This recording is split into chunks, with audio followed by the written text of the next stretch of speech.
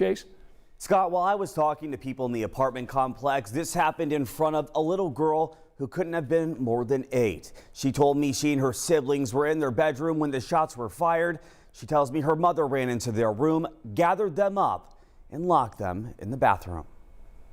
Police lights and crime scene tape are what some families saw outside their apartment as they were getting ready for bed Tuesday night. State police say they were led to 30th and Beeler Avenue after a deputy ID'd a stolen vehicle. The deputy eventually pulling over the vehicle with 3 people inside it. While he was interacting, one person fled on foot from the scene. Another person complied, so as he was taking that person into custody, another person fled on the vehicle. ISP says at some point during the incident, the trooper fired his gun more than once.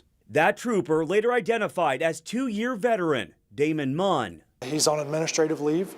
There's a process to which he's given time to process the information before he gives his formal interview, which hasn't happened yet. Typically that's 2 sleep cycles afterwards. While the trooper may have been identified, investigators are still working to learn who this man is. ISP believes he was the person behind the wheel of that stolen vehicle. As for the other suspect, they're hoping to learn who he is by what's inside the car. There's evidence left behind in that car, whether it be, fingerprints or other identifying means, maybe personal belongings, things that might be in the car that will help us identify those folks.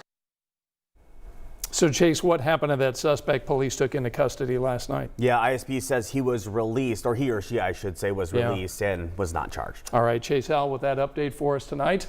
And we also learned today that that state police don't believe anyone was hit by the gunfire last night, but we do want you to see the state police deadly force police policy. It says troopers can fire their weapon to prevent serious injury to the officer or a person or to prevent a forcible felony. If it's necessary to make an arrest for a felony where the felony involves the suspect using or threatening deadly force or serious injury, the trooper can use deadly force if they believe there's a substantial risk the suspect will cause death or injury if they get away, or if the trooper believes deadly force is necessary to prevent the suspect from escaping, then causing injury to the officer or to another person.